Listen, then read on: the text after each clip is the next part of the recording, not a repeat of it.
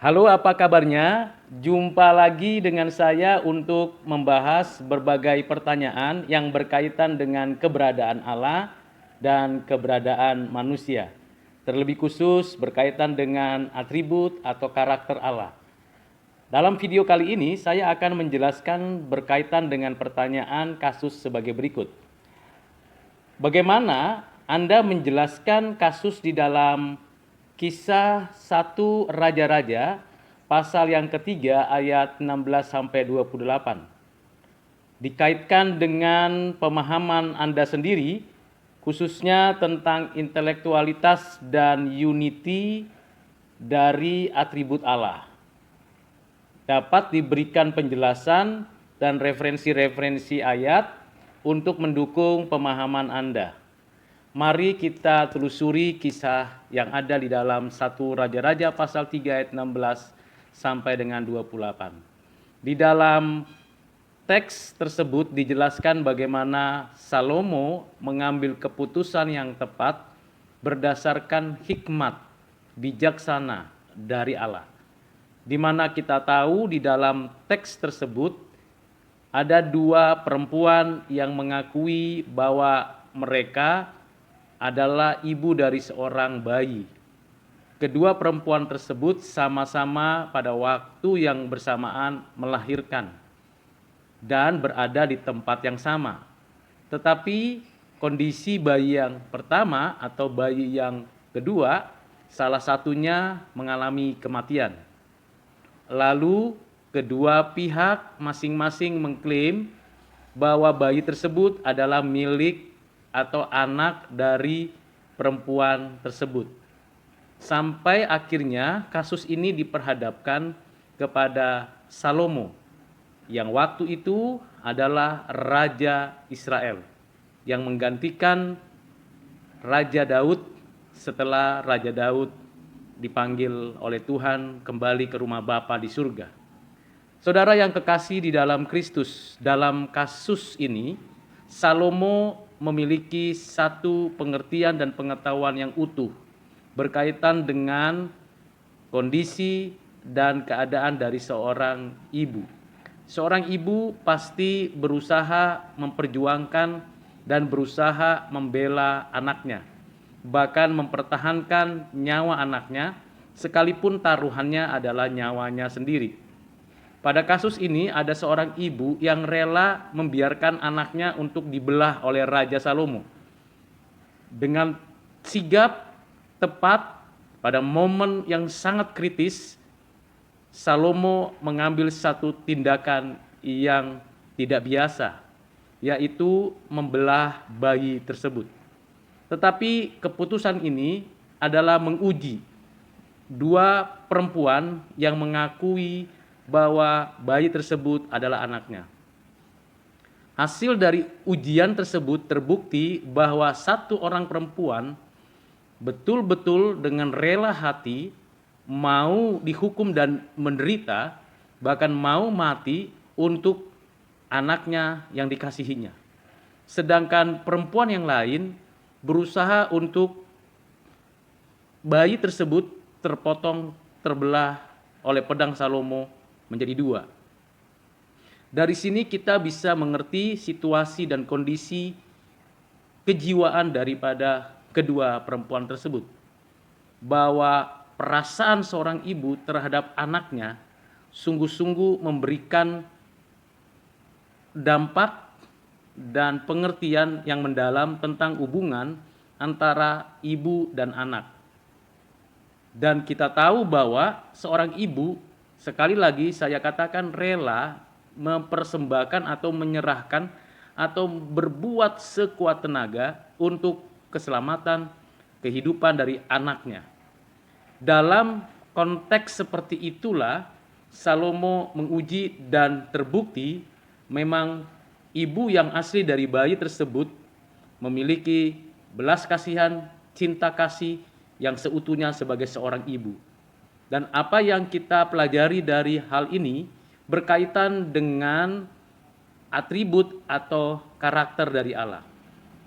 Salomo sebelum betul-betul meyakini dirinya adalah raja yang bijaksana, dan di dalam inaugurasinya sebagai seorang raja, dalam menetapkan segala keputusannya, dan di dalam hubungannya dengan kerajaan serta pentabisan bait Allah, Salomo berdoa kepada Allah, Tuhan yang Maha Kuasa, memohon hikmat dan kekuatan dari Allah di dalam setiap keputusan dan setiap tindakan yang dilakukannya sebagai raja atas orang Israel.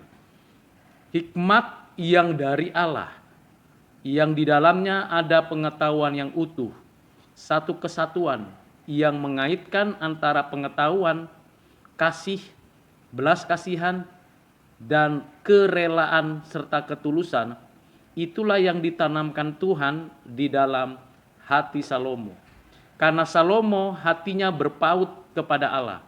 Allah memberikan kepadanya hikmat. Dan hikmat itulah yang memampukan Salomo mengambil keputusan dan tindakan yang tepat.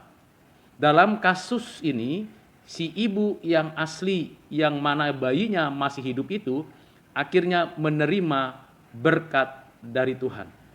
Dan tentulah ini berdampak bagi jemaat yang ada di Israel, bagi umat Tuhan yang ada pada waktu itu yang menyaksikan peristiwa tersebut.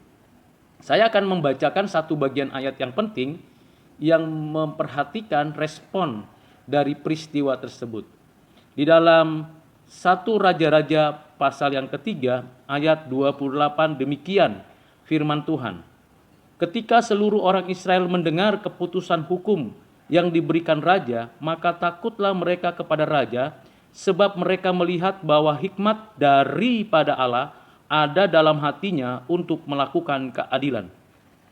Pengetahuan, pengertian tentang keadilan dikaruniakan oleh Allah kepada Salomo.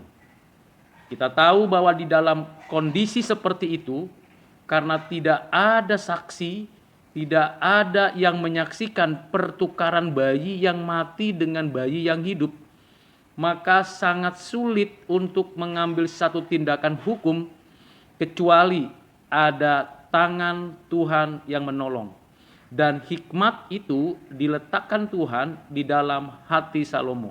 Sehingga setiap orang yang ada di ruangan itu menyaksikan bagaimana Tuhan berkarya menyatakan belas kasihan, keadilan, kesucian, kebenaran di dalam keputusan Salomo. Dan dalam kasus ini kita akhirnya bisa mengerti keterkaitan antara apa yang ada pada dirinya Allah, di mana Allah adalah Allah yang maha tahu, Allah yang di dalam satu kesatuan yang utuh dalam seluruh karakternya, ternyata jelas dia hadir di tengah-tengah kasus-kasus yang unik khusus ini. Dan Tuhan Allah adalah Tuhan Allah yang bukan hanya menciptakan, memelihara, tetapi juga menebus.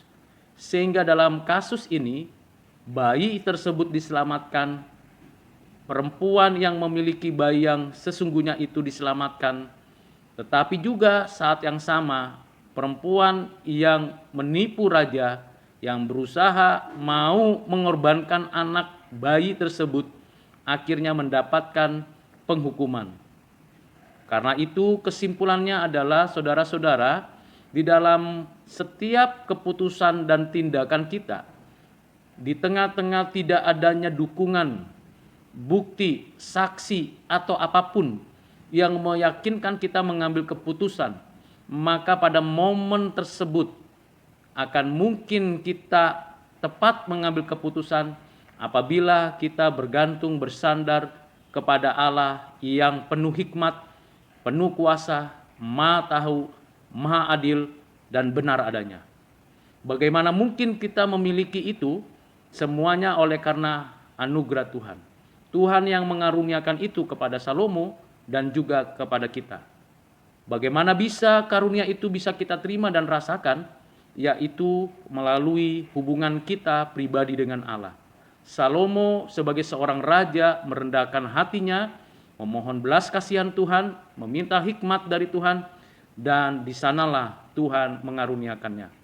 Bukan karena kita tahu dan mengerti tentang keadilan, bukan karena kita pandai membaca situasi dan kondisi, tetapi karena Allah lah yang mengaruniakan hikmat itu, rasa keadilan akan muncul, kebenaran akan ditegakkan, dan kasih Tuhan dinyatakan, dan di sanalah Tuhan sungguh-sungguh nyata di dalam kehidupan kita.